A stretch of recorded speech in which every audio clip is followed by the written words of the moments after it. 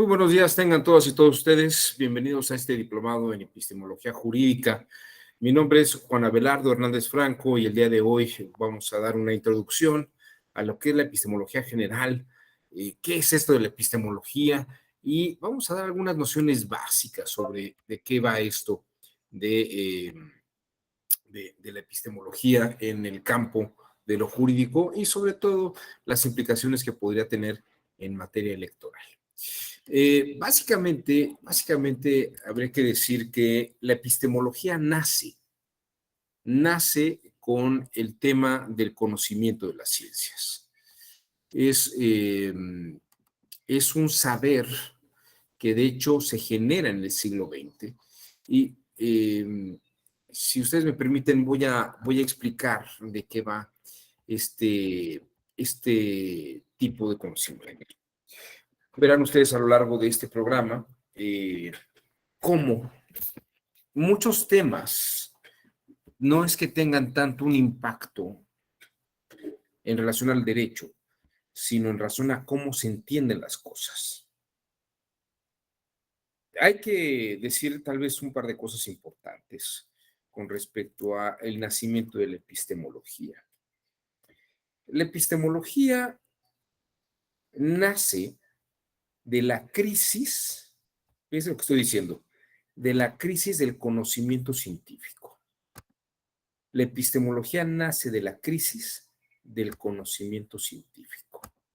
Durante muchos siglos, me atrevería a decir que tal vez 24 siglos, 23 siglos probablemente, el conocimiento seguía la línea aristotélica. Seguía la línea de pensamiento en la que Aristóteles tenía la razón.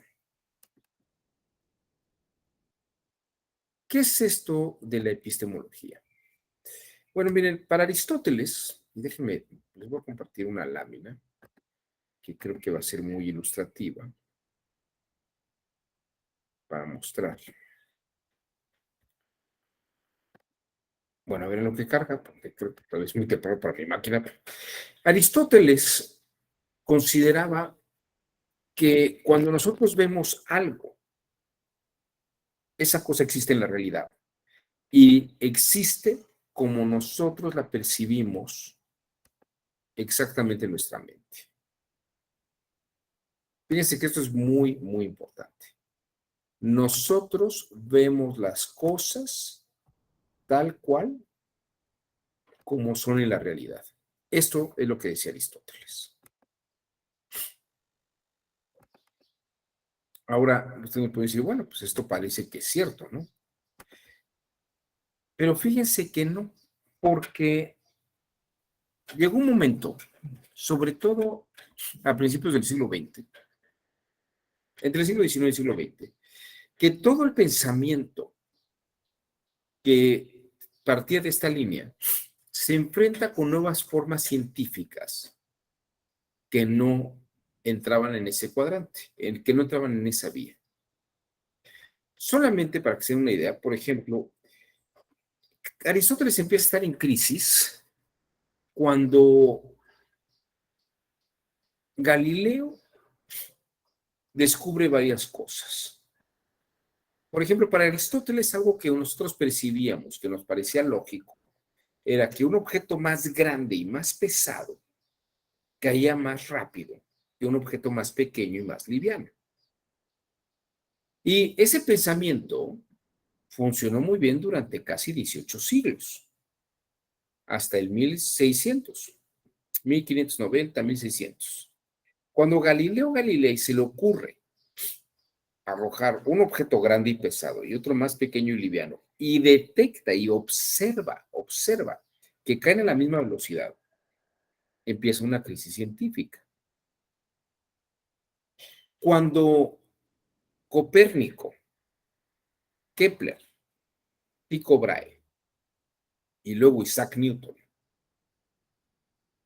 comprueban o demuestran científicamente que lo más lógico es que el Sol no se mueve alrededor de la Tierra, sino que la Tierra gira alrededor del Sol junto con todos los demás planetas, que pasamos de un sistema geocéntrico a un sistema heliocéntrico.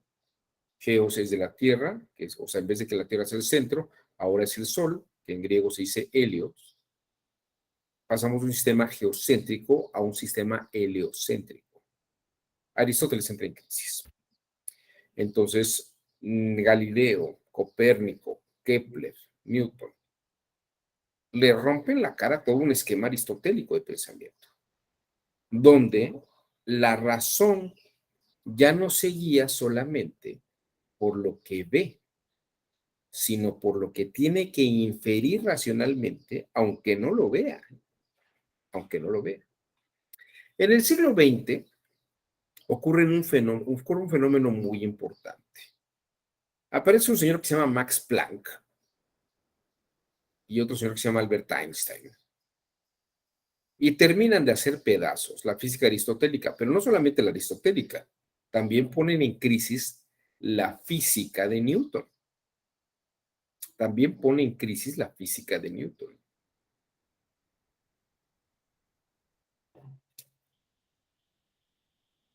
Y aunque hay algunos autores, entre ellos, por ejemplo, el mexicano Alfonso Caso o el francés Henri Bergson, que decía, esos físicos judíos, alemanes, austriacos, ¿qué diablos van a saber si no saben filosofía, no saben ciencia, no han leído a Aristóteles ni a Platón?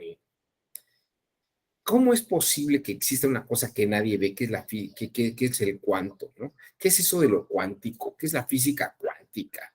¿Qué es esto de las órbitas atómicas? ¿Quién ha visto una? Nadie las ha visto. Esa física no existe.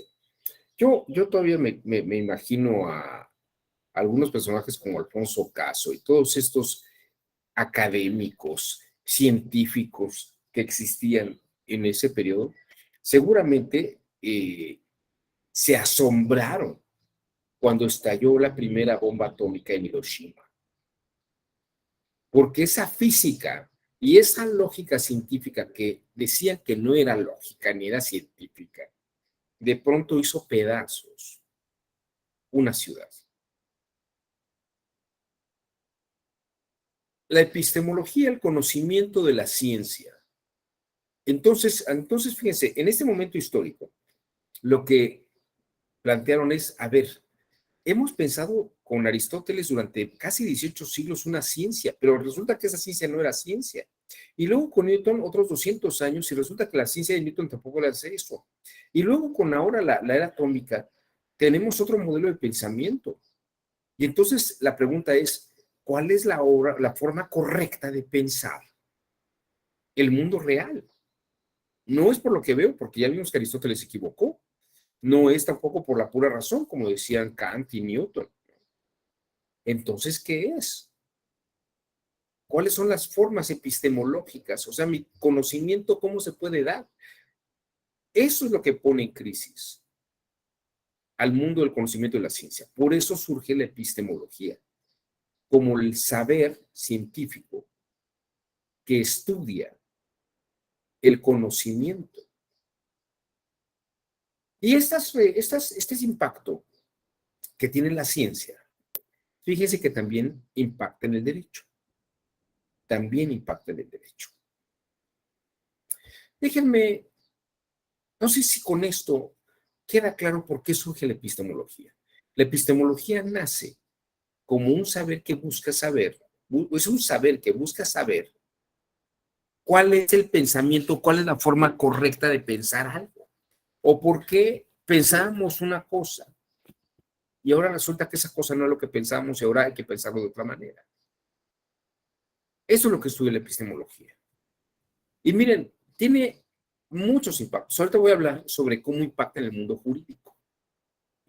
Pero incluso les voy a decir esto. La epistemología se traslada de ese campo de la ciencia a un proceso jurisdiccional. La parte denunciante, la parte demandante, ¿cómo entiende o cómo percibió hechos?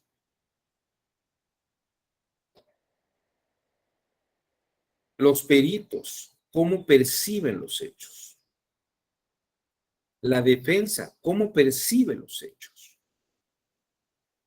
Les voy a decir una cosa que creo que es muy importante para que entiendan la dimensión de la epistemología. Nadie, absolutamente nadie, puede salirse de su cabeza y ver si lo que hay afuera de su cabeza es igual a lo que hay dentro de su cabeza. Así de claro. Así de claro. Siempre todo lo que se ve y se piensa desde un punto de vista. Y cuando hablamos de criterios de objetividad, hay de a dos obras. Una, un consenso en el que todos los que observan coinciden en el mismo hecho, pero fíjense, esa objetividad no es que sea algo real fuera de nuestra mente, es algo en lo que todo el mundo está concediendo que está ahí. Primer punto. Segundo, que estemos con un lenguaje de control o una serie de parámetros de control que nos indiquen que objetivamente está ocurriendo un fenómeno independientemente de nuestras observaciones. Quiere decir que aunque no lo veamos, sabemos que está ahí.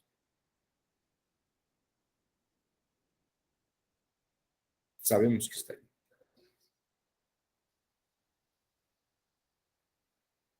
Eso es lo que nos ayuda a la epistemología a saberlo. Pero de ahí en fuera, nadie puede salirse de su cabeza para ver si lo que hay afuera de su cabeza es exactamente igual que lo que hay adentro. Todo mundo ve su realidad o ve la realidad desde su punto de vista. Hay un autor que vamos a ver en unos instantes más que se llama Thomas Nagel. Thomas Nagel o Nagel. Si les interesa lo que vamos a platicar, escribió un libro que se llama, está en Fondo de Cultura Económica, se llama La visión desde ningún lugar. Es decir, existe el punto de vista de ningún lugar, porque siempre algo se ve desde un punto de vista, desde un lugar. Pero él pregunta, ¿existe algo que se vea desde ningún lugar? Es decir, que no hay un punto de percepción subjetivo. Esto es lo que trata en este libro y es lo que acabo de decir. No existe un punto de ningún lugar. Siempre se ve desde un lugar lo que estamos viendo. Entonces, esto es lo que estudia la epistemología. Estudia cómo percibimos algo, en qué condición la percibimos y cómo la entendemos desde ese punto de vista. Jurídicamente hablando tiene mucha importancia, porque toda narrativa del demandante, del denunciante, de la defensa, del operador jurisdiccional o de la operadora jurisdiccional, es un tema de percepción y de construcción, análisis de percepción. ¿Muy claro hasta aquí? ¿Hay alguna duda o comentario? ¿No? Vamos, vale. Pues vamos a hacer, esto es como una introducción a la introducción, ¿no? Entonces vamos a adentrarnos a la epistemología el día de hoy.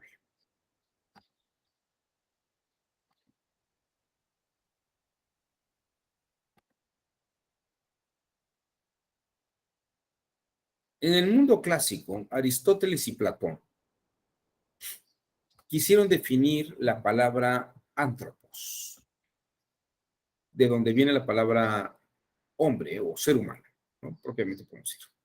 Platón, en un diálogo que se llama el Cratilo, en la línea 399c, decía, en una etimología, explica la etimología de antropos. Dice que la palabra antropos viene de dos palabras anteriores que son anathrei, que significa examinar, y la palabra aopope, que significa lo visto.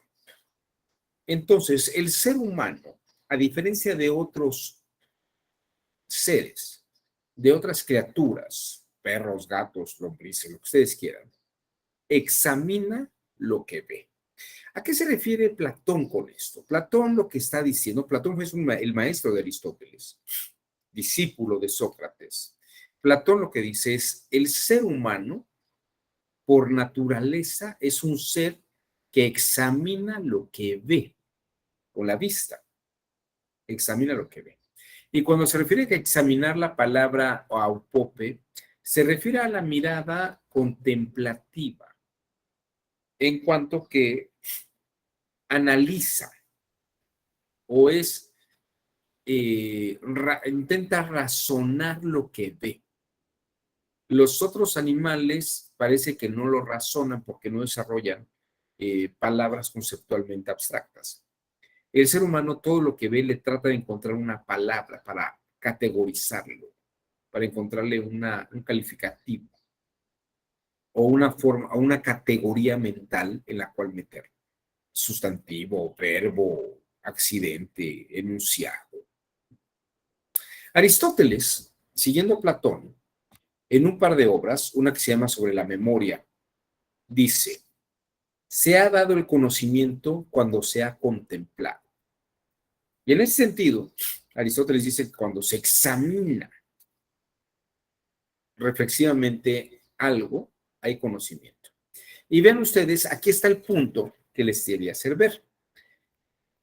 El conocimiento está íntimamente ligado a la visión, a la contemplación de la visión.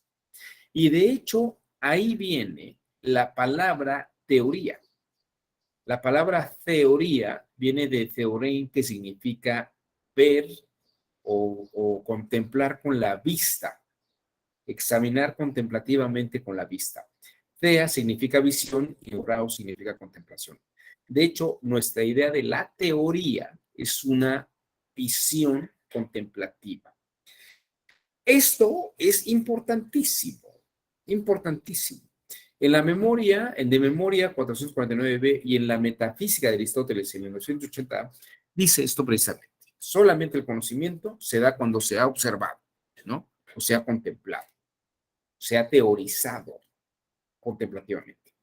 ¿Por qué les digo que es muy importante? Porque a partir de esto surge nuestro modelo educativo de usted siéntese y escuche y vea al profesor. El conocimiento le vendrá. Cuando usted observa al catedrático, como este modelo que tenemos en este instante es un modelo aristotélico. Usted siéntese y escuche. No importa cómo está usted entendiendo. Para Aristóteles, si usted está contemplando las cosas tal como son en la realidad, va a saber ver qué son efectivamente esas cosas en la realidad. Va a saber ver exactamente esas cosas en la realidad.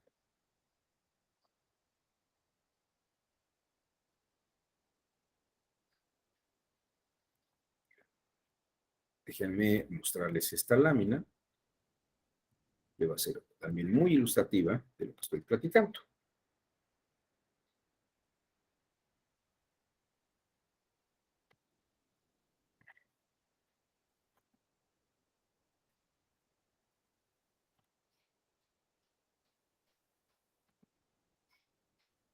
Entonces, fíjense. Para Aristóteles hay una especie de empirismo. Yo veo un objeto afuera de mi mente, en mi mente realmente no hay nada, y en el momento que lo observo, ese objeto pasa a mi interior. Aristóteles parte de la idea de que todos pensamos de la misma manera y todos entendemos lo mismo de la misma manera. De hecho, la empresa intelectual del mundo occidental es el conocimiento teórico. Y fíjense que es interesante porque en el derecho romano, en el derecho griego y en el derecho romano, la idea de la visión es importantísima.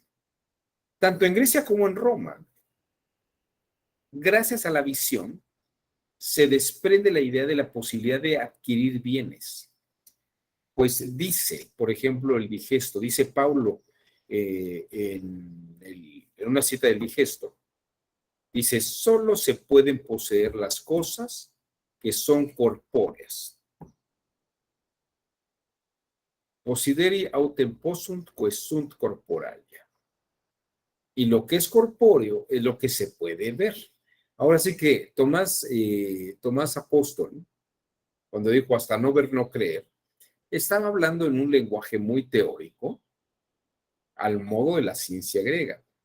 Solo lo que es perceptible a la vista puede ser poseído. Por eso es que en el derecho romano y en nuestra época se distinguen, en principio, lo que se puede poseer como una res corporal y lo que no se puede poseer como una res incorporal. No se pueden ser, ¿cuáles son las cosas incorporales? Por ejemplo, obligaciones y servidumbres. De eso no se puede ser propietario. Se puede ser tutelar de derechos, pero no se es propietario. Bueno, de hecho, déjenme comentarles un par de cosas más. Voy aquí a abrir una lámina que creo que también va a ser muy ilustrativa. Bueno, a ver, antes de abrir aquí esta lámina, no sé si hay dudas hasta este punto. ¿Alguien tiene algún comentario, alguna duda? ¿No? Bueno, déjenme platicarles. En esta lógica de cosas,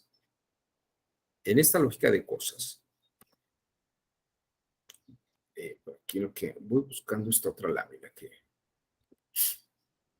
les quiero mostrar. Toda la ciencia, fíjense, toda la ciencia a partir de Aristóteles trae esta línea.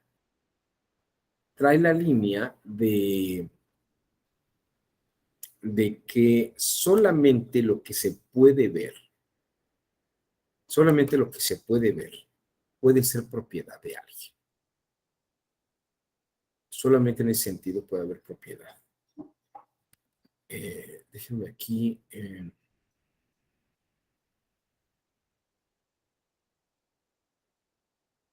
Perdón, es que estoy buscando la lámina que les quiero mostrar.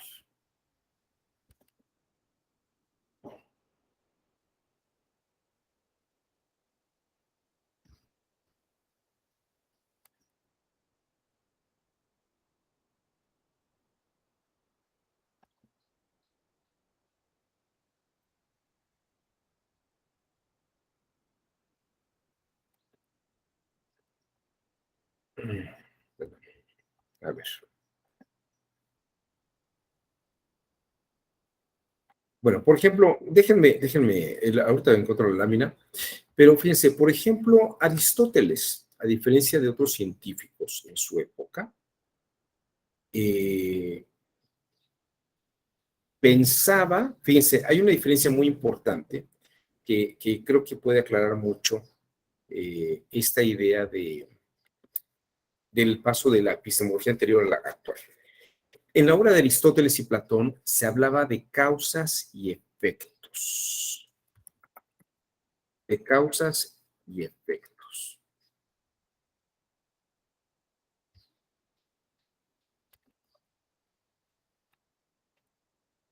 Ahí está.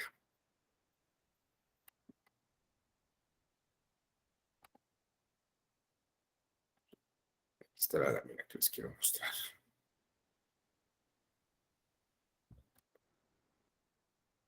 Causas y efectos. Que es muy distinto a la acción-reacción de Newton. Acción-reacción es una cosa distinta a causa y efecto. En los dos existe antecedente y consecuente. Pero fíjense, en la epistemología aristotélica,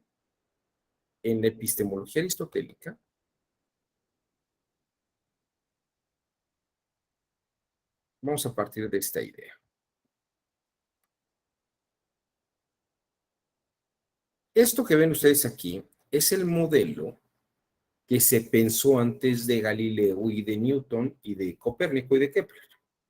La Tierra es el centro del universo. Y se dan cuenta, alrededor de la Tierra hay esferas, son círculos. Para Aristóteles, para Platón, para Ptolomeo, para Tycho Brahe, para los egipcios, todo el mundo decían que la Tierra estaba dentro de unas esferas. Y esa esfera, por ejemplo, la Tierra está dentro de una esfera lunar. Por eso la Luna giraba alrededor de la Tierra. Y arriba de la esfera lunar está la esfera solar. Aquí tienen ustedes al Sol, por ejemplo, arriba a la izquierda está la esfera solar. Entonces, la esfera lunar, perdón, está luego el símbolo de Mercurio, luego viene Venus, luego el Sol, luego viene Marte. Si se dan cuenta, los planetas son esferas que envuelven a la Tierra. Pero, por ejemplo, la Luna se ve a su vez inmersa en la esfera de Mercurio y también, perdón, de Venus y de Mercurio. Y luego Mercurio está dentro de la esfera de Venus y Venus está dentro de la esfera del Sol y el Sol está dentro de la esfera de Marte. Es decir, eh, las esferas mueven lo que hay dentro de las esferas. La Luna mueve lo que hay en la Tierra. Mercurio mueve lo que hay en la Luna. Venus mueve lo que hay en Mercurio. El Sol mueve lo que hay. O sea, la esfera superior va a mover a la esfera inferior. La esfera superior va a mover a la esfera inferior. Y fíjense que aquí viene esta máxima. Todo lo que se mueve es movido por otro. Todo lo que se mueve es movido por otro. La Tierra no se movería si no hubiera la Luna. La Luna mueve la Tierra. Mercurio mueve a la Luna, que a su vez mueve la Tierra. Venus mueve a Mercurio, que mueve a la Luna, que a su vez mueve la Tierra. El Sol mueve a Venus, que mueve a su vez a Mercurio, que mueve a su vez, y así va siguiendo hasta que al final encuentran lo que se llama el motor inmóvil, que es Aristóteles. Digo, que es Dios en la visión de Aristóteles. Tienen otro cuadro que explica esto mismo. Dios es el motor inmóvil que lo mueve todo. Dios mueve todo, pero nadie lo mueve a él. Es el motor inmóvil. Y fíjense que bajo esta lógica, la sociedad también se estableció en esa forma. Los labradores son movidos por los velatores, que son los que organizan el trabajo de los labradores. Ellos dicen qué es lo que hay que sembrar, cuánto ganado necesitamos, cuánto para poder organizar el trabajo social. Y estos a su vez se subordinan a los oradores. Los labradores a los velatores se subordinan, los velatores a los oradores, que son la nobleza, el alto clérigo, el papa y el emperador. Y también bajo ese esquema, Aristóteles estructura sus saberes, los saberes físicos, que tienen que ver con el mundo de la percepción física sensible, los saberes matemáticos, que son abstracciones del mundo físico, pero no están en el mundo físico, y la metafísica, los fundamentos más allá del mundo físico y de la matemática. Esto es propiamente el saber teórico que establece Aristóteles. Hay efecto, hay causa y efecto, ¿no?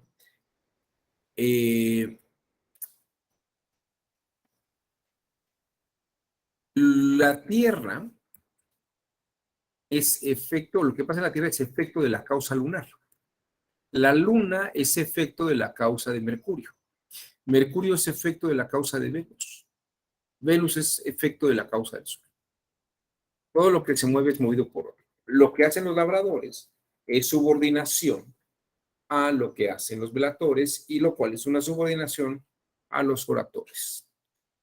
Todo lo que se mueve es movido por otro. ¿Qué pasa con la acción-reacción? ¿Qué pasa con la acción-reacción? Hay una diferencia importante que me gustaría mencionar aquí.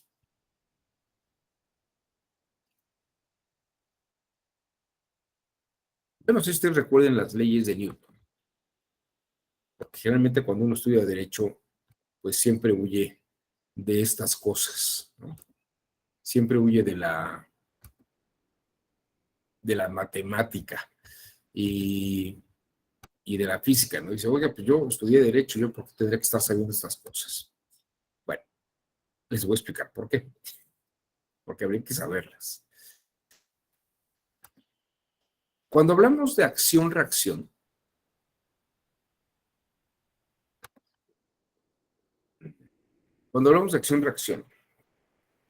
la primera ley de Newton dice, bueno, primero ley, vamos a, mira, aquí está muy bien este ejemplo es muy bueno.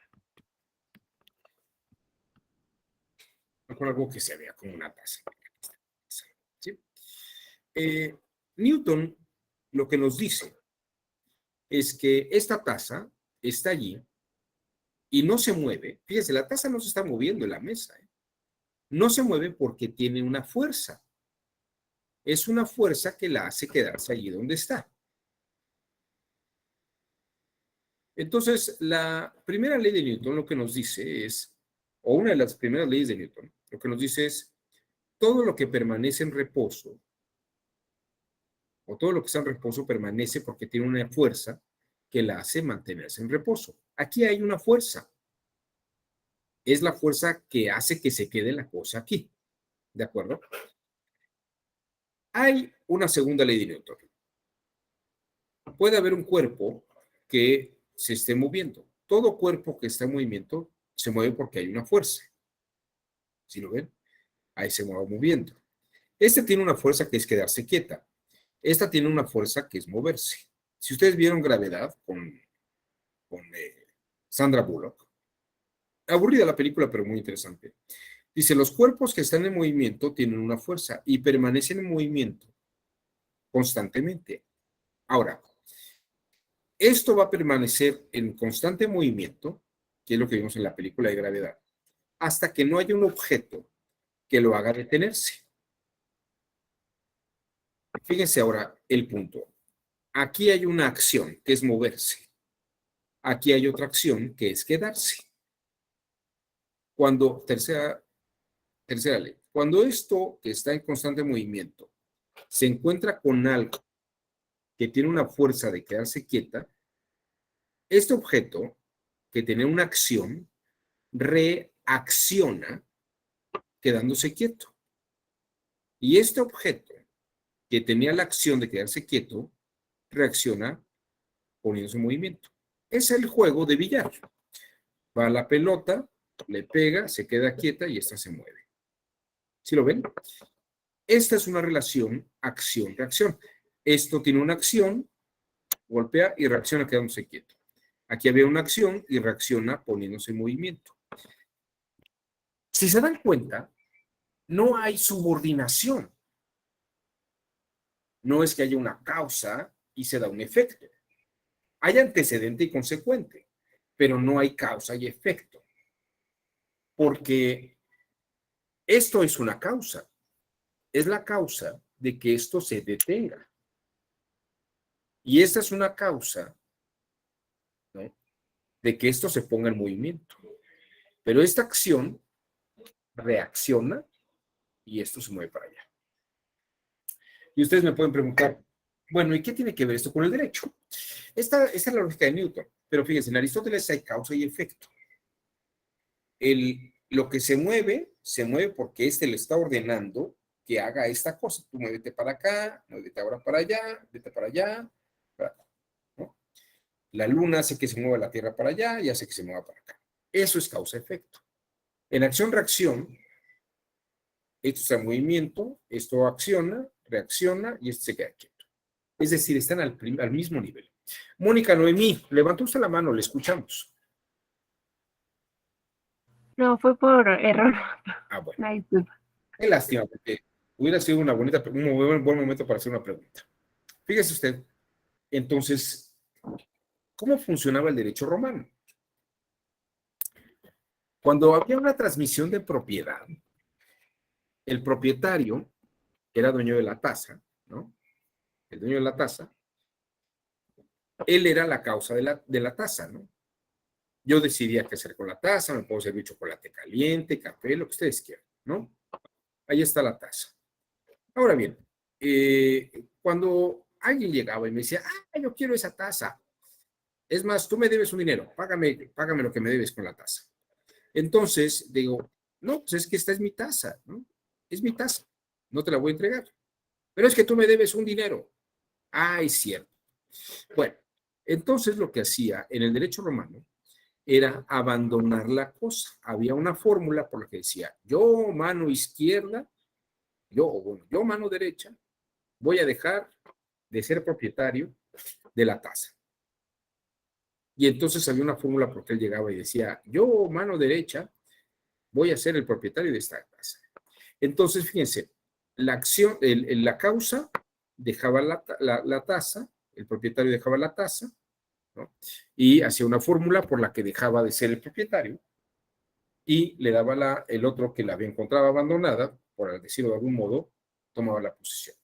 Piensen ustedes, por ejemplo, cuando se liberaba un esclavo o se entregaba una vaca o alguna cosa. Siempre el dueño hacía una fórmula de entrega, pero en realidad la fórmula de entrega era la fórmula de abandono. Yo ya no voy a ser causa de estos bienes. Ya no van a ser efectos de mi causa. Y entonces, ¿qué hacía el otro? Llegaba y decía, yo voy a ser causa de todos estos bienes y me los voy a quedar, ¿no?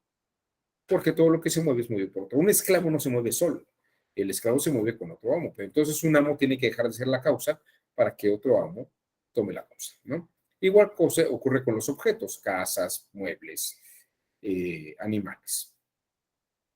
Esa era la fórmula del derecho romano. En cambio, ¿qué pasa cuando hay la ley de Newton? La transmisión de propiedad ya no requiere fórmula. Tú me debes, yo tengo un bien. En el momento que yo te entrego, el que no tenía, el cobrador, que era la acción de no cobrar, cobra y ya tiene la acción de cobrar. Y el que tenía el pago, entrega la cosa y reacciona ya no teniendo, habiendo realizado el pago, pero ya no tiene el objeto. Esta transmisión es acción-reacción.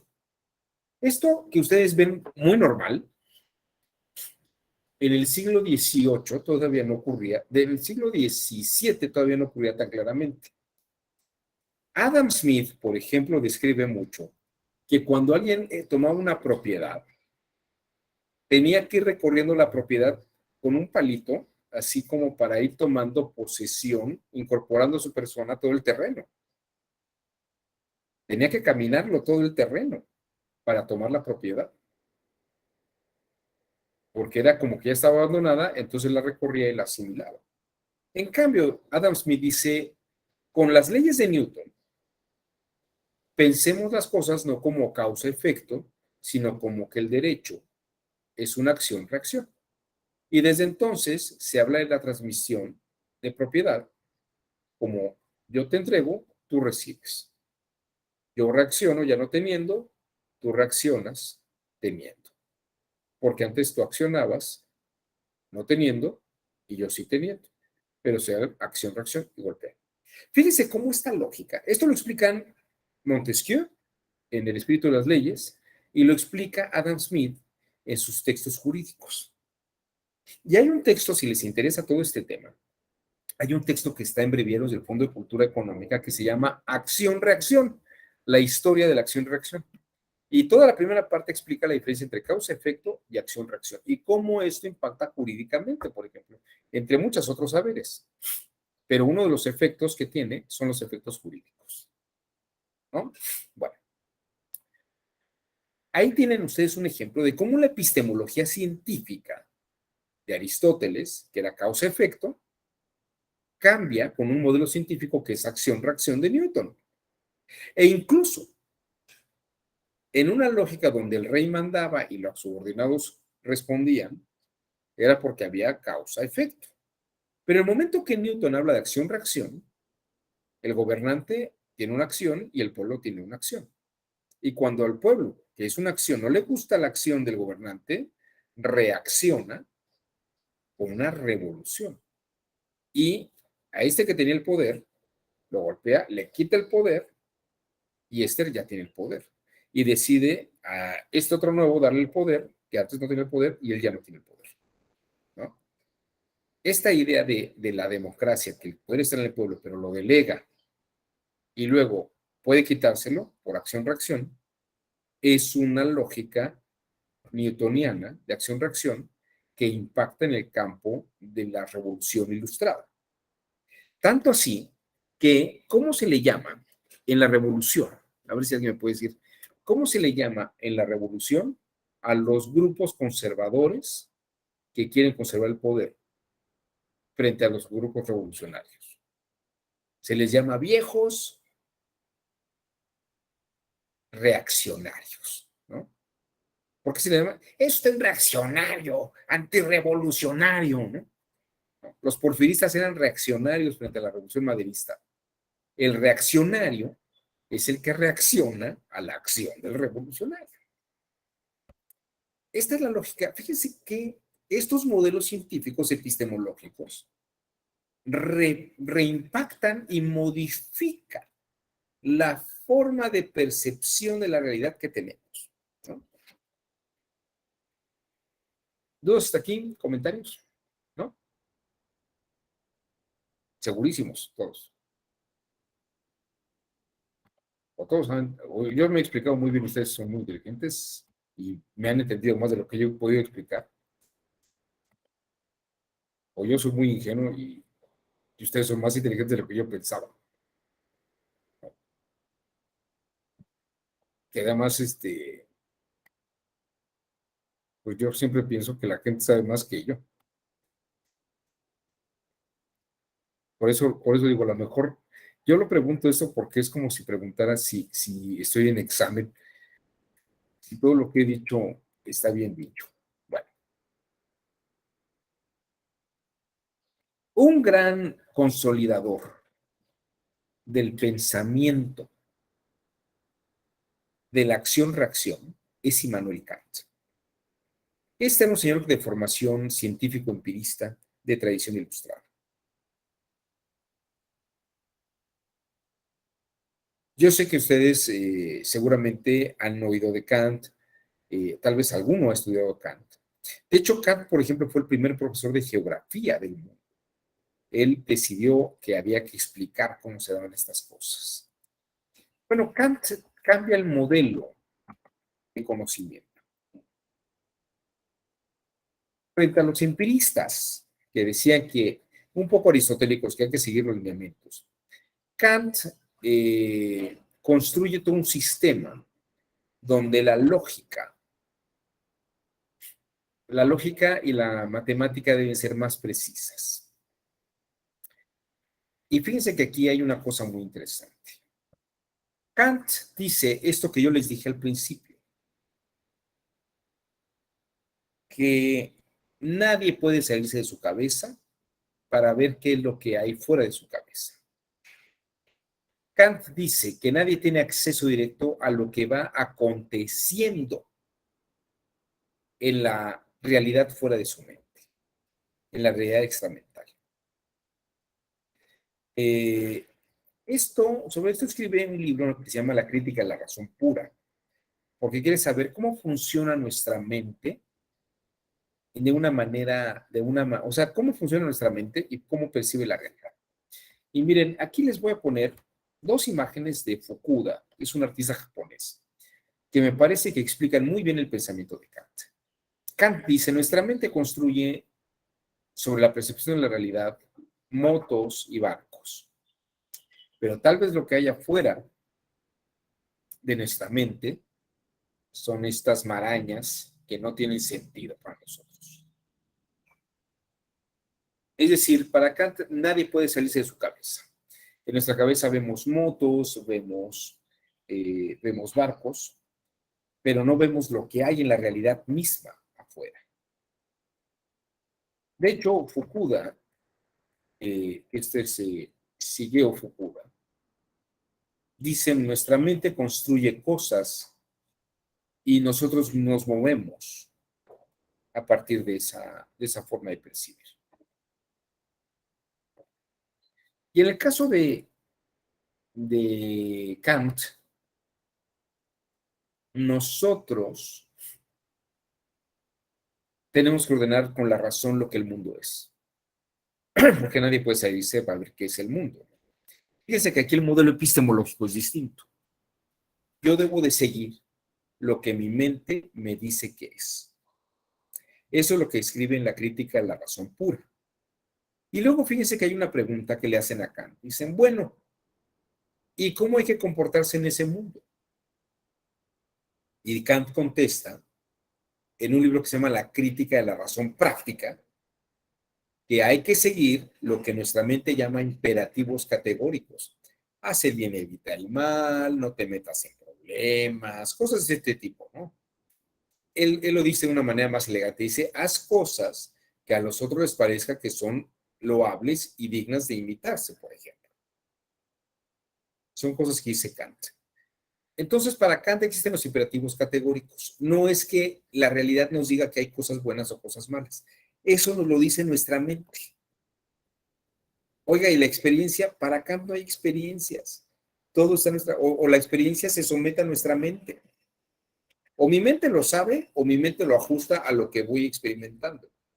Pero mi mente me dice qué hay que hacer. Y entonces la gran pregunta que le hacen a Kant es, bueno, ya me dijiste cómo funciona mi mente. Y ya me dijiste que mi mente me dice cómo hay que comportarse en la realidad. Pero la pregunta siguiente es, ¿y si no sé cómo es la realidad y mi mente me dice que me comporte de una manera, no podrían llegar a chocar? Y entonces Kant escribe una tercera crítica que se llama la crítica del juicio. Y en esa tercera crítica Kant responde a esa pregunta diciendo, tú haz como que lo que te dice tu mente que hay que hacer es lo correcto fuera de tu mente. Entonces la respuesta que da en la crítica del juicio es, tú haz como que así son las cosas. Tú haz como que así es como debe de comportarse el mundo. Como si así el mundo te dijera que es. Pero Kant no tiene una seguridad de que así deba de ser, ¿no? Él supone que así es. Pero es un modelo epistemológico. Es un modelo epistemológico. ¿Me van siguiendo? Entonces, fíjense cómo pasamos del aristotelismo y de la epistemología aristotélica a la epistemología de Kant. De la epistemología de la causa y efecto a la epistemología de la acción-reacción. Por ejemplo, Aristóteles en la causa y efecto no conoce la inercia.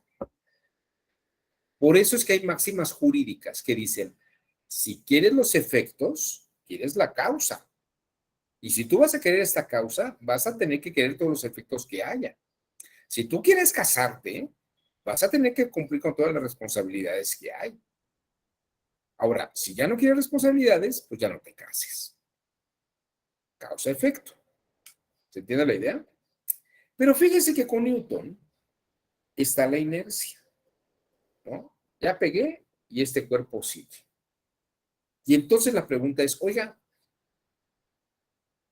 ya no quiero seguir casado, ya no quiero tener responsabilidades con esta persona, ya me divorcio. La física de Newton trae un nuevo tema. No, papá. Bueno, si quieres, divórciate, pero tu decisión de casarte tiene un efecto inercial. Si esta persona no trabaja, tienes que pagar pensión. Oiga, pero ya no estoy casado. Y si ya no quiero la causa, ya no quiero los efectos, pues ya no tengo la causa, ¿no? Sí, pero eso en Aristóteles. Pero la física de Newton existe acción-reacción y hay una inercia. Las cosas se siguen moviendo aunque ya no hay quien las cause, porque la inercia sigue. Entonces usted debe pagar pensión. Yo no sé si ustedes lo sepan, pero la pensión alimenticia es algo que en México se implementó apenas en 1968. Ese tipo de lógicas son lógicas nuevas, lógicas jurídicas nuevas, que tienen que ver con modelos de razonamiento nuevos. Antes, antes de Newton, tú te casabas y tenías efectos. Ya no estás casado, ya no tienes efectos. Oiga, pero pobrecita quedó desamparada. No es mi problema, ya no hay causa, ya no hay efecto. Esto es muy importante porque esto nos enseña a entender por qué el derecho cambia instituciones. No es que nos volvamos más humanistas o menos humanistas, es que el modelo epistemológico de comprensión de la realidad se ha modificado. La consolidación de los derechos humanos es la consolidación de la acción-reacción. Yo no tengo derechos porque me lo esté dando el rey, ni porque me lo esté dando la nación, sino en mi persona misma yo tengo derechos. Yo soy una acción. Yo tengo una acción jurídica desde el momento que nazco como persona y jurídicamente soy reconocido. Ya no me los tiene que dar nadie. Fíjense, esta es la diferencia entre la visión del rey en Inglaterra, es la diferencia entre la visión del rey en Inglaterra, en que en el amparo, el rey le da oportunidad al súbdito de subordinarse, pero le da oportunidad de que lo pueda enfrentar. Pero el rey da la orden, ¿no? La Carta Magna en Inglaterra es una carta por la que el rey le da algunas oportunidades al súbdito de reaccionar delante de él. Pero en el amparo, ¿no? Yo tengo derechos y mis derechos se enfrentan al derecho de la autoridad. A mí no me estás haciendo un favor, autoridad, en concederme un amparo. Yo tengo derechos y tú tienes que respetar mis derechos. Fíjense que es una lógica distinta, la de la Carta Magna a la del amparo. Y más aún ahora que el juicio de amparo es un juicio de derechos y no un juicio de garantías. Porque todavía en el juicio de garantías hay una subordinación al Estado, porque el Estado otorga las garantías. Entonces, fíjense, en el momento que existe la elevación de los derechos humanos a nivel constitucional, abandonamos la causa-efecto de la garantía que me la da la autoridad a la categoría acción-reacción. Esto que ocurrió en el 2011 es un fenómeno en el que el derecho se actualiza al nivel de Newton. Ya había ocurrido en Francia, ya había ocurrido en los Estados Unidos, pero no en México. Nos tardamos casi 100 años más, bueno, no 100 años más, como perdón, sí, como 130 años más que lo que se tardaron los Estados Unidos y Francia en reconocerlo. El derecho es algo independiente del que lo otorga. No hay acción-reacción. Alejandro Marcelo, reconocer en vez de otorgar. Efectivamente, esa es la lógica. Entonces, como ven ustedes, el modelo epistemológico impacta y modifica nuestra forma de percibir las cosas. ¿Se entiende esta idea? Estoy buscando una hoja de papel. No, no se vayan, denme un segundo. Bueno, vamos, que son 9:01. Vamos a hacer un receso de 5 minutos en lo que voy por una hoja de papel para hacer un ejercicio con ustedes. Y regreso en 5 minutos, en 4 minutos. Son las 9:02. A las 9:05 estoy de regreso. ¿Les parece? Si alguien quiere ir por un café, echas un cigarrito, ahorita regresamos.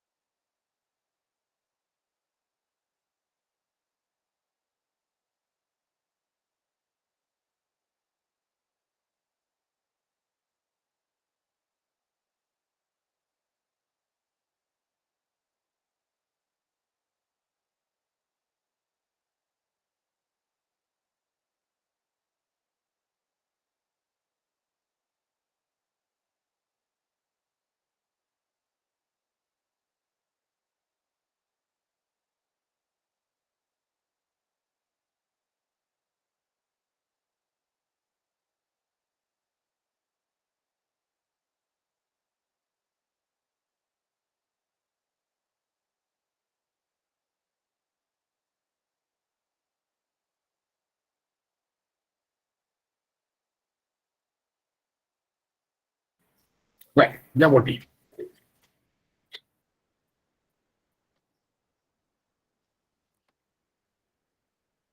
Ya estamos acá otra vez.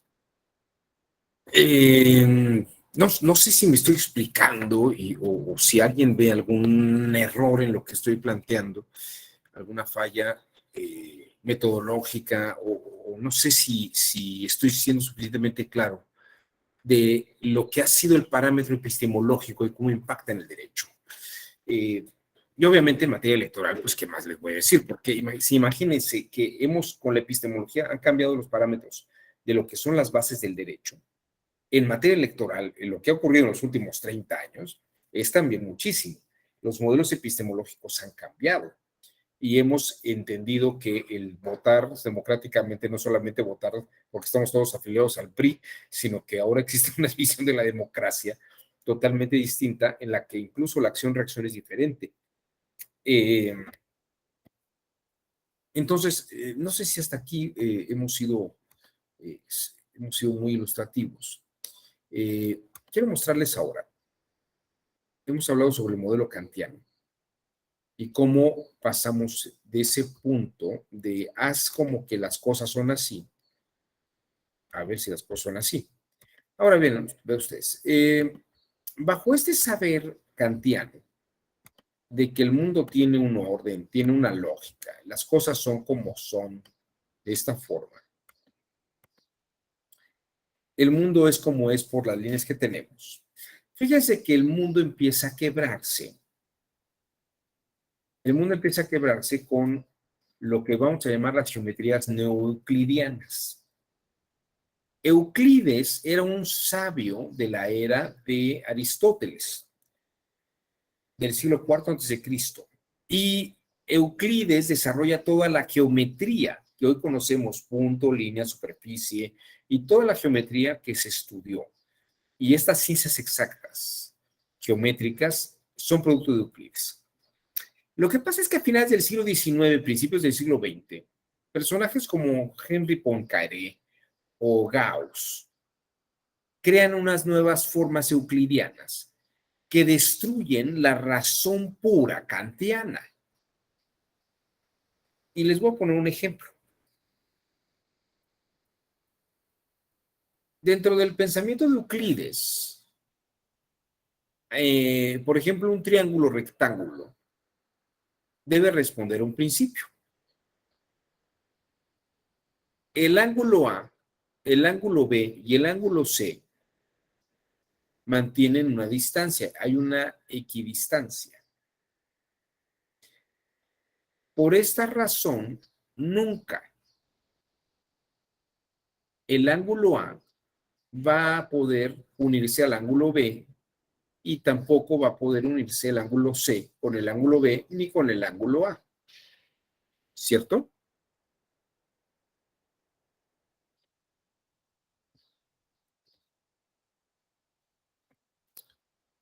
Cierto. Bueno, ¿están todos de acuerdo con esta máxima? Ahora, si eso es cierto, fíjense que esto es muy importante. Díganme qué es lo que pasa en el momento que yo hago esto.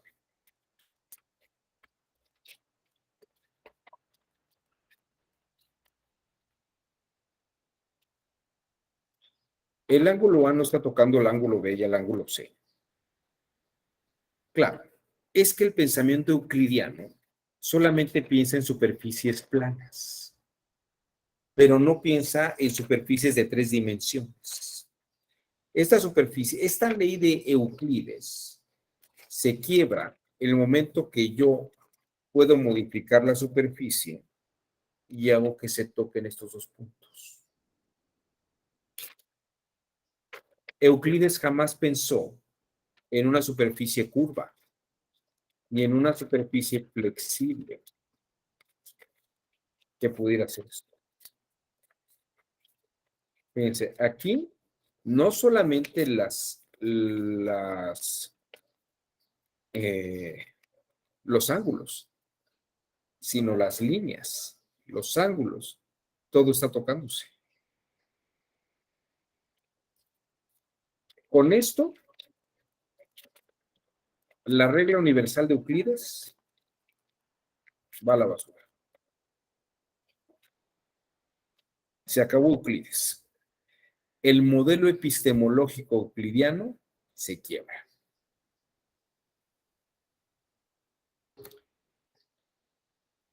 ¿Y entonces qué ocurre? Aparecen formas lógicas nuevas de pensar. Lógicas extensivas, lógicas modales, lógicas deónticas, lógicas epistemológicas, lógicas divergentes, que a su vez son lógicas polivalentes, lógicas difusas, lógicas universales. Hay otras formas lógicas de pensar, no solamente el silogismo. Y el derecho puede tener formas deónticas, formas polivalentes, divergentes, plurivalentes, universales, la lógica deóntica, la lógica modal, ¿no? El derecho se puede expresar con varias formas lógicas y resultados diversos. De hecho, Rolando García, que es un discípulo de Jean Piaget, dice que con la aparición de las lógicas no euclidianas se da todo el derrumbe de la filosofía especulativa. Y entonces la epistemología, lo que se pregunta es cómo pensar correctamente las cosas. O lo que se pensó en ese momento ya no es válido. No, sí es válido en el modelo epistemológico aristotélico. Y lo de Newton ya no es válido. No, sí es válido en el modelo epistemológico de Newton. Oiga, y entonces, ¿qué lógica seguimos? ¿La de Aristóteles o la de Newton? Bueno, hoy en día el derecho sigue principios que tienen una base aristotélica, sigue principios que tienen una base de Newton, y, por ejemplo, Hans Kelsen tiene un texto muy bonito que se llama Derecho y Naturaleza. Derecho y Naturaleza. Y en ese libro, Kelsen dice, habrá que ver cuáles van a ser los principios del derecho que se deriven de la física cuántica. Esto que acabo de explicar, Kelsen lo explica en Derecho y Naturaleza. Explica la visión griega y la ciencia del derecho griega y romana, ve las implicaciones de Hume, de Galileo, de Newton, y dice que existe un derecho de tipo Hume, que se influye en Newton, pero ahora el derecho tiene un nuevo parámetro físico, que es el de la física cuántica. Habrá que pensar el derecho con esas formas de física cuántica. Si ustedes me preguntan, Kelsen a mí me parece que es el Einstein del derecho. La teoría pura del derecho es una teoría cuántica del derecho.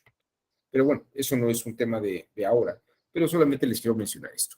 Y obviamente, por ejemplo, nuevos teóricos del derecho tendrían que pensar también la física de Stephen Hawking, o lo que hoy llamamos la teoría de cuerdas y una serie de cosas muy vinculadas con este universo. ¿De acuerdo? La teoría del conocimiento en Alemania se transforma en teoría de la ciencia. Wissenschaftslehre. Teoría de la ciencia. Y, por ejemplo, Hans Kelsen titula a su obra Reine Rechtslehre, como teoría pura del derecho. Vamos a pensar el derecho en estos ámbitos epistemológicos nuevos. ¿De dónde viene la palabra epistemología? Bueno, Bertrand Russell escribió un texto que se llama Los fundamentos de la geometría. Los fundamentos de la geometría.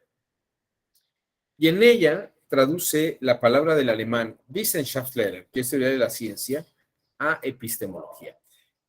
Bertrand Russell dice que esta idea de la teoría del conocimiento como idea de cómo construye el conocimiento es una epistemología. Ahora, Bertrand Russell no es el primero en utilizarla. Él utiliza un término que saca de un autor que se llama Emil Meyerson, quien dice, me ocuparé de la filosofía de la ciencia o epistemología como en su libro Identidad y Realidad.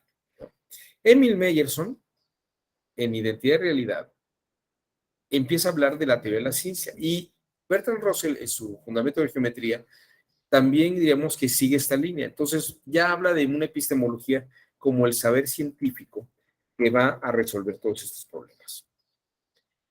A partir de esto, pues algunos otros científicos, como Ernst Mach, en un texto que se llama Conocimiento y Error, empieza a hablar de rechazar toda idea metafísica que no tenga un sustento y una experiencia real. Y esto es lo que va a traer la idea del positivismo renovado, que va a influir en la escuela realista jurídica norteamericana y la escuela del realismo jurídico escandinavo. Y en materia de ciencias, pues va a influir en Albert Einstein, aquí a la derecha, hacia la izquierda de Albert Einstein está Max Planck, el creador de la física cuántica, luego está Sigmund Freud, y luego hasta el extremo izquierdo, Ernst Mach, creador de toda esta línea. Todo esto que hemos explicado, si a ustedes les interesa ver cómo el modelo epistemológico va cambiando en la época, los modelos científicos, les recomiendo este libro que es muy bonito, es un libro muy bonito, es un libro de fácil lectura que se llama Psicogénesis e Historia de la Ciencia. Es un libro que escribieron este argentino que se llama Rolando García, que ven ustedes aquí a la derecha del micrófono, y Jean Piaget a la izquierda. Dice, el conocimiento es una construcción bajo ciertos parámetros. Se construyen las interacciones con el mundo externo. Conocer es organizar de alguna manera lógica los datos de experiencia de la realidad.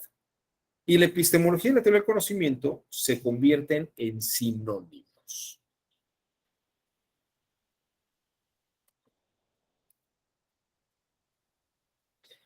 Aquí entramos en un modelo de conocimiento nuevo que se llama el constructivismo. Vamos a ver de qué se trata el constructivismo.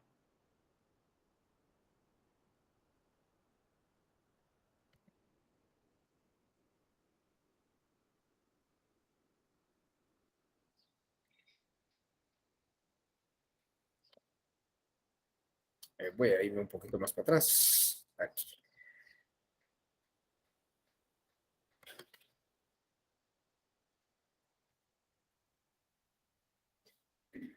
Bueno, miren ustedes, Jean Piaget afirma que, bueno, Jean Piaget era un biólogo, estudió biología, más que psicología, él no estudió psicología y no estudió sociología ni nada, él estudió biología, su formación es de biólogo. Y fíjense, él descubre que los moluscos más sencillos, más elementales, realizan conchas marinas como las que están aquí arriba a la izquierda. Un molusco un poquito más evolucionado, digamos más grande, más desarrollado, puede hacer conchitas de mar como las que están en el medio, a la izquierda. Y un molusco altamente evolucionado puede hacer estos nautilus que ustedes ven abajo. Ya Piaget dice que efectivamente la capacidad para hacer cosas depende de la evolución de los seres vivos.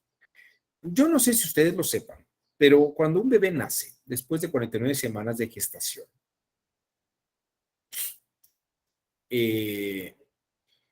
los pulmones, el corazón, el estómago, ya están desarrollados y están terminados. Pero el cerebro no. El cerebro va a tardar 18, 19 años en terminar de crecer y de terminar de desarrollarse. Y entonces Piaget desarrolló una idea que se llama la teoría de la psicogénesis, en la que lo que está diciendo es que dependiendo de la etapa de evolución del cerebro de un ser humano, puede realizar cierto tipo de operaciones. En ciertos niveles, el ser humano puede pensar de una manera abstracta, pero no tan abstracta como en otras etapas posteriores. Como piensa, por eso un niño piensa distinto a un adolescente y una adolescente piensa distinto a un adulto o a una adulta. Esto es lo que se llama la teoría de la psicogénesis o epistemología genética. Hasta abajo está la palabra. Epistemología genética. ¿En qué consiste? Bueno, es una mezcla entre lo que Platón y Aristóteles pensaban. Recuerden ustedes que para Aristóteles basta con que yo vea la cosa, no tengo nada en mi mente y eso pasa a mi mente. Para Platón, las cosas eran un poquito más sofisticadas. Nosotros ya traemos una serie de ideas desde el nacimiento, dentro de nuestro nacimiento, por eso se llama innatismo, porque están desde dentro de nuestra mente, desde el momento que nacemos. Y lo único que hacemos es identificar lo que nuestra mente tiene con el fenómeno externo. Por ejemplo, yo tengo principios de razonamiento sobre lo que es un cuerpo cúbico, pero no lo termino de entender bien hasta que lo veo físicamente. Entonces, cuando lo veo, ya mi razón me desarrolla y puedo entender lo que mi razón me está diciendo sobre el cubo. En ese sentido, Platón es más como Kant y como los racionalistas, mientras que Aristóteles es un poco más como los empiristas, que dice que tengo que ver la cosa para entenderla. Piaget llama a su teoría la teoría del constructivismo. Vamos a pensar que en una primera etapa el cerebro se encuentra poco desarrollado y yo lo que hago es ver un cubo o un cilindro. En ese cubo o cilindro, como mi mente está poco desarrollada, puedo entender eso como círculos y cuadrados. Pero si mi mente evoluciona un poco más, tal vez estos mismos cuerpos los puedo ver como cubos y cilindros, pero tengo que habituar a mi mente a entender esas formas de razonamiento. Este es Jean Piaget explicando esto mismo que estoy diciendo ahora. J'aimerais dire d'abord deux mots de l'idée centrale de notre épistémologie génétique, parce qu'elle est presque toujours mal comprise. Les uns me prennent pour un empiriste, et même pour un néo-behavioriste, comme l'a fait Perlin, parce que je soutiens que la connaissance part de l'action exercée sur les objets. Or, une action sur les objets, c'est pas du tout la même chose que tirer la connaissance des objets eux-mêmes. Il y a donc là une première confusion. Les autres me trouvent au contraire néo-maturationnistes ou même innéistes, étant donné que je fais appel à l'action du sujet. Mais ils oublient que l'action du sujet, c'est justement une action sur les objets, qui a par conséquent interaction et pas action à sens unique. Autrement dit, je ne suis ni empiriste ni innéiste, mais je suis constructiviste. C'est-à-dire que je pense que la connaissance est affaire de continuelle construction nouvelle par interaction avec le réel et ne sont pas préformées. Il y a créativité continuelle. J'aimerais donc montrer en quoi la connaissance n'est pas préformée, ni dans les objets, ni dans le sujet, mais qu'il y a toujours auto-organisation et par conséquent une continuelle construction et reconstruction. Eh bien, pourquoi ne suis-je pas empiriste? L'empiriste pense que la connaissance est une sorte de copie des objets, copie fonctionnelle, comme disait Hull. Or, ça n'est jamais une copie. Elle est toujours une assimilation, c'est-à-dire une interprétation par intégration de l'objet dans des structures antérieures du sujet.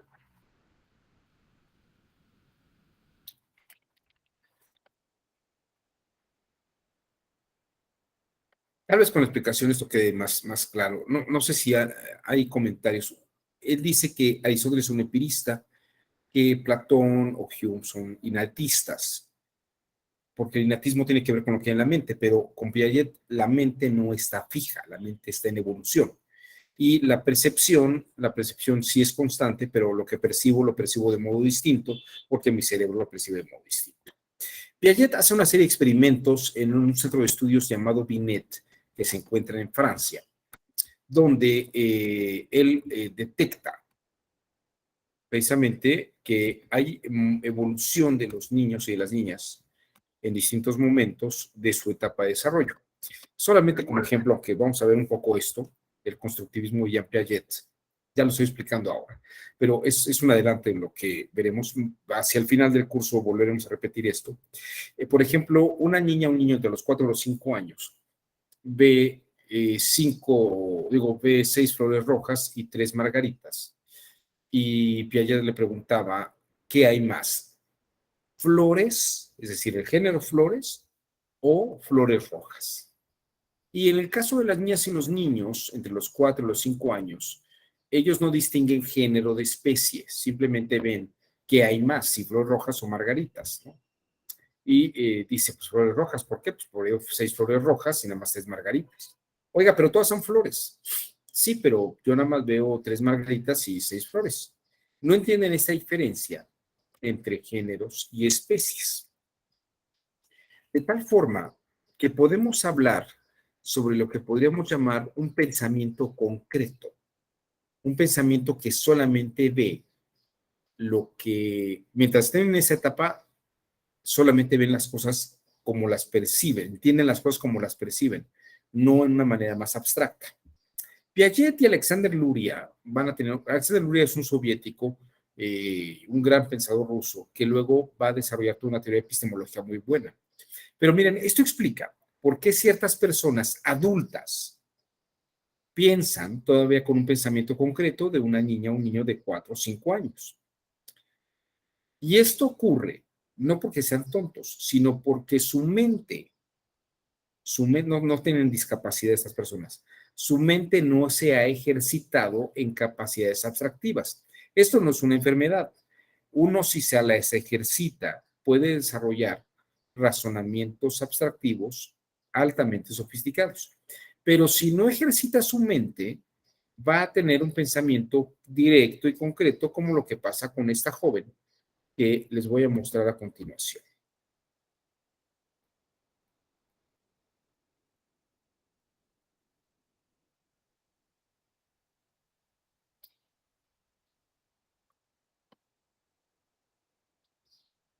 Roger. What question? Right, pretty straightforward question. Well, imagine something, all right? Imagine you go to a pizza shop, yeah? You order a pizza. Yeah. Yeah. The waiter asks you if you'd like your large pizza that you've ordered into 8 or 12 slices. What do you choose and why?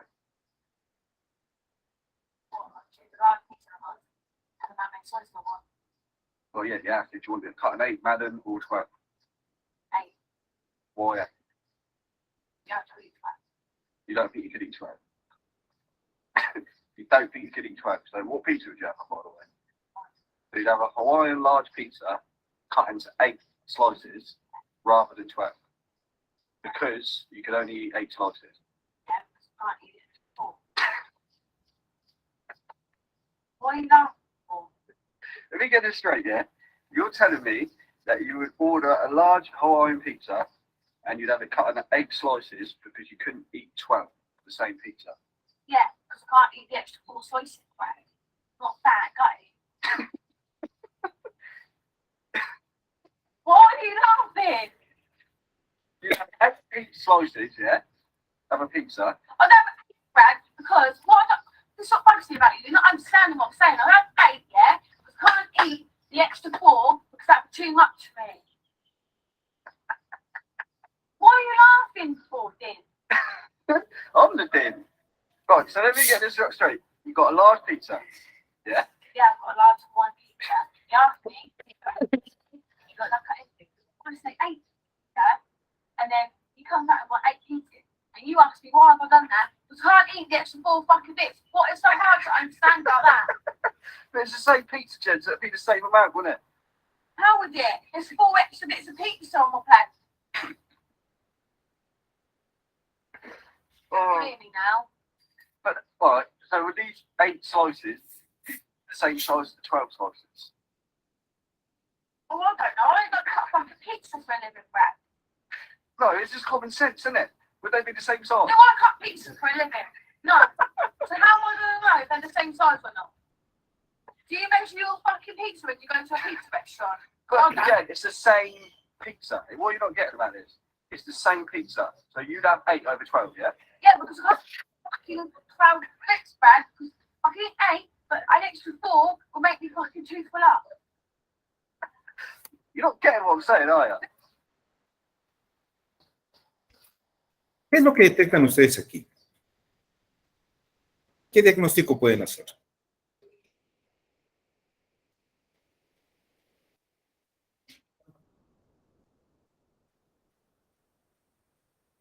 ¿Qué detectan? ¿Qué descubren?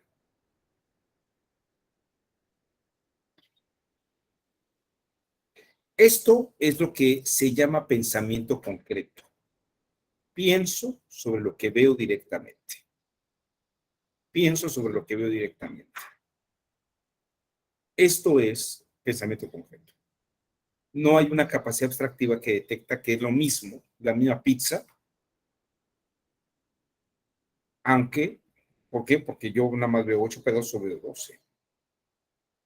Ahora, ¿qué implicaciones jurídicas puede tener esto? Muchas. La gente puede ver realidades que si las percibe como una construcción no abstractiva, puede entender las cosas de una manera. Pero si tiene una capacidad abstractiva más alta, las ve de otra forma. ¿Cuál es la manera correcta? Pues la manera correcta depende del modelo epistémico y del nivel epistemológico en el que se ve. Nadie puede entender nada si no está ajustado al modelo epistémico de conocimiento. Y esto es importante porque la gente percibe las cosas de ciertas formas. No todo mundo ve el mundo de la misma manera, porque sus formas de construcción epistemológicas pueden variar dependiendo de las capacidades abstractivas que hayan desarrollado. Si ustedes me preguntan, cada vez más es mayor el número de personas que no desarrollan capacidades abstractivas. Para desarrollar capacidades abstractivas, pues hay que pasar por la secundaria, aprender química, física, geometría, álgebra. Me dice mi hija, ¿por qué me tengo que aprender la química si yo no voy a ser química, voy a ser abogada? Y le digo precisamente por eso, porque para poder desarrollar capacidades abstractivas altas en el derecho, requieres ejercitar tu mente con materias que te ayuden a desarrollar habilidades abstractivas de una manera más fácil. Y para eso sirve la química, o para eso sirve saber química, ¿no? La mente es un músculo y hay que ejercitarlo, diríamos, ¿no? Eh, esto es importante, hay que entenderlo de esa forma. Y también esto entenderá por qué hay gente que reacciona muy bien a ciertos grupos políticos, porque se sabe que hay ciertos grupos de personas que tienen ciertos modelos de razonamiento y hay otros grupos que tienen otro tipo de ciertas formas de razonamiento. Y los políticos saben a qué públicos dirigirse y qué impactos van a causar epistemológicamente hablando, porque conocen los niveles de percepción de las poblaciones y de los distintos niveles de rango social. Ahora, esto efectivamente es así. Estaba leyendo ayer en la noche, me parece que va a haber el INE está pidiendo al tribunal que determine si decir que los que votaron en contra de la reforma eléctrica son traidores a la patria es una difamación o no lo es. Pues depende del nivel abstractivo, ¿no? Yo creo que lo que tendría que resolver el tribunal electoral es un tema, bueno, es mi opinión, ¿no? Es un tema de nivel de epistemológico. Obviamente, en un alto nivel epistemológico no lo es, pero en un bajo nivel epistemológico podría ser. En un alto nivel, ni siquiera es difamante, es un absurdo. En un alto nivel no, uno no se preocupa por ese problema. En un bajo nivel epistemológico, un bajo nivel de abstractividad, puede ser una realidad. Pero depende, nuevamente repito, de la capacidad abstractiva del que está escuchando y qué tan significativo es esto que está exponiendo. Bueno, me quedan escasos 22 minutos, bueno, en realidad 12 minutos, porque acabamos a 10 para las 10. Comentarios, me gustaría escuchar sus comentarios sobre la primera parte de la introducción a la epistemología. Mañana continuaremos con esto esta introducción a la epistemología, para saber de qué trata y de qué va. ¿Comentarios o preguntas hasta aquí? ¿No? No sé. Usted, David Mendoza, ¿qué le ha parecido la sesión?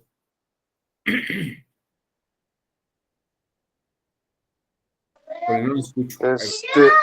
Bueno, no sé si ya me escuché. Ya, Buenos días. perfectamente. Buenos días. Ok. Pues me ha parecido algo un poco interesante. No sé si vaya entendiendo esta parte, que es como el razonar sobre cómo vemos la realidad o cómo se pueden ejercer las normas. No sé si por ahí más o Bueno, menos sí, voy tiene entendiendo. un impacto en esto que vamos a platicar. Incluso le voy a decir una cosa, las normas se interpretan porque cada quien las percibe de forma distinta. En la medida que hay una mayor abstractividad, puede incluso encontrarle sentidos y sesgos que no le encuentra a alguien que tiene una menor abstractividad a la ley. Una menor abstractividad solamente ve uno o dos sentidos, pero una alta abstractividad puede encontrar y ver alcances que la ley no tiene. Por eso ser magistrado o magistrado del Tribunal Electoral no es un enchilame otra y nada más. Implica una preparación para poder tener un alcance de pensamiento de abstractividad mucho mayor para poder ver cómo la ley podría aplicarse en casos incluso no previstos. Para esto se requiere un nivel de abstractividad. Sí, David. Ok, perdón. Sí, más o menos, estaba entendiendo esa parte y pues no sé si también vaya bien en que, como usted lo mencionaba, ¿no? Por el nivel de abstractividad que se vayan componiendo, regulando ese tipo de normas. No sé si me... Bueno, las normas van evolucionando y van cambiando en la medida que se necesita para la realidad. Difícilmente una norma se queda estática para toda la vida. Las normas se van ajustando, tienen que ver con la dinámica social, tienen que ver con la dinámica epistemológica de la sociedad, con nuevas presencias. Piense usted que el derecho antes del Internet pues era una forma de pensar, antes del teléfono celular era otra forma de pensar, ahora con la física cuántica pues era otra forma de pensar, fíjese, por ejemplo, hay cosas que el derecho nunca contempló, la medicina genómica. Yo no sé si usted lo sepa, pero nunca se ha preguntado qué pasa con todos esos cadáveres de gente que muere en la calle y que nadie reclama. Le voy a platicar, David.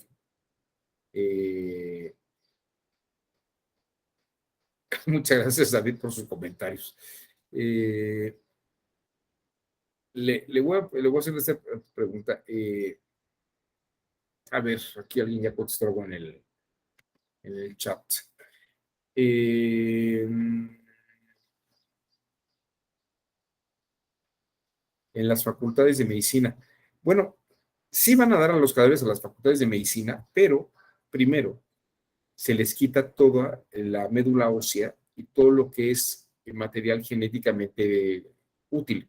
Fíjense que si el cuerpo, si una persona muerta, todavía dentro de las 24 horas inmediatas, se le saca médula ósea y todo lo que son elementos básicos que todavía están vivos. O sea, la médula todavía sigue viva, por ejemplo.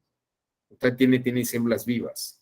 Todo eso se extrae y se manda al Centro de Medicina Genómica. Entonces, pues, imagínense un cambio de médula ósea o cualquier otra cosa que pudiera utilizarse para medicina genómica, se extraen esos cadáveres. Y fíjese que ha causado una polémica muy grande esto, porque dicen que un cadáver, por ejemplo, el cadáver a quién le pertenece. El cadáver puede ser objeto de propiedad, le pertenece a los parientes cercanos, tienen propiedad sobre el cadáver. La ley no señala cosas de este tipo. ¿Se puede comercializar el cadáver de alguien? O sea, una persona puede decir que después de muerta se disponga de sus córneas, de su corazón, de sus riñones, de su hígado. Pero si no lo ha determinado, los parientes pueden decir, pues vamos a donar las córneas de la tía Lupe al Hospital de la Luz, si no es un chile a la otra. O sea, esas cosas, por ejemplo, David, no se habían pensado nunca porque hace 20, 30 años, hace 20 años no había medicina genómica, era ciencia ficción. Bueno, hace 20 años ya había medicina genómica, pero no a la altura que se encuentra ahora. Realmente la medicina genómica ha evolucionado muchísimo. Pero fíjese, hace 40 años, hace 50 años, hablar de medicina genómica, en 1970, 75, pues, ¿qué era eso? La gente andaba vestida como John Travolta bailando. ¿Qué era eso de medicina genómica? Eso no existía. Y el derecho no tenía por qué ocuparse de ese tipo de problemas, ¿no? Estas son cosas que evolucionan. Entonces, no hay un derecho que se quede estático y quieto. En la medida que los saberes evolucionan, van cambiando. Bueno, me quedan 6 minutos. ¿Alguien más? 6 minutos a la 1, 6 minutos a las 2. No. Julio Alberto, le escuchamos. Gracias, profesor. Solo tenía una duda, si veríamos algo de hermenéutica jurídica en contraposición con la epistemología que estamos revisando ahora, las nociones básicas. Me parecería interesante ver la contraposición que se puede reflejar en la hermenéutica. Ah, mire, esto es muy interesante lo que usted plantea. Si me permite, en estos minutos se lo planteo en estos términos. Gracias. Los términos jurídicos, en general todos los términos de las ciencias sociales, se les llama conceptos indeterminados o nociones, porque tienen un marco de posibilidades significativas. A diferencia de un concepto científico que solamente tiene una forma de entenderse. Por ejemplo, si yo digo número pi, toda la gente que está aquí, por lo menos si estudiamos secundaria, saben que pi es 3.14. 16, 3.15 y 16 dígitos más. Si yo digo ángulo recto, todo el mundo debe saber que un ángulo recto es un ángulo de 90 grados.